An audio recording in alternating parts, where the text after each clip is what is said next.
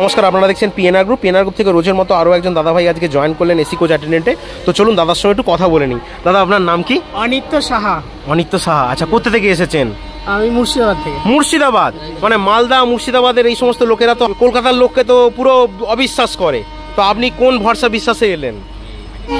গ্রুপে আছি অনেক দিন, এছাড়াও আমার বন্ধু বান্ধবরা এই গ্রুপে আছে এবং কাজ করছে কোম্পানিতে।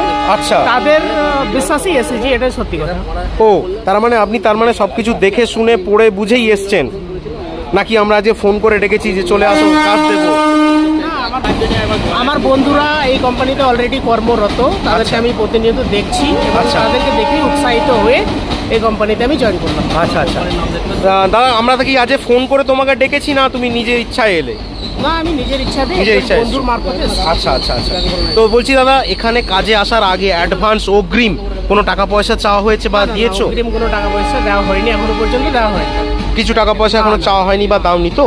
আচ্ছা, এটা কাজের পরে একটা করতে হয়, তো সেটা কি দাদা তুমি স্বইচ্ছায় সজ্ঞানে ভালোবেসে দিচ্ছ? হ্যাঁ, অবশ্যই সজ্ঞানে ভালোবেসেই। আচ্ছা আচ্ছা আচ্ছা। তো তুমি এখানে কাজে ঢোকার পর ড্রেস পাবে, আই কার্ড পাবে, রিবন পাবে। ছেলে গ্রুপে দেখেছো, তুমি কি পেয়েছো? হ্যাঁ। কি কি পেয়েছো একটু দেখাও।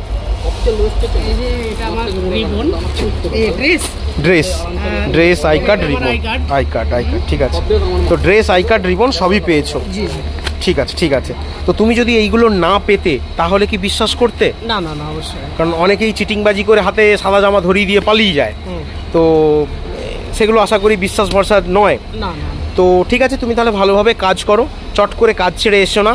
আর নিজের ব্যক্তিগত কারণে যে ধুস ভাল লাগছে না পালিয়ে যাই, তুমি নিজে থেকে কাজ ছেড়ে পালিয়ে এসো না। তাহলে নিজে থেকে যদি কাজ ছেড়ে চলে আসো তাহলে সেই কাজে কেউ দায়িত্ব নেবে না। সেটা রেসপন্সিবিলিটি আমার। ঠিক আছে, ওকে, থ্যাংক ইউ।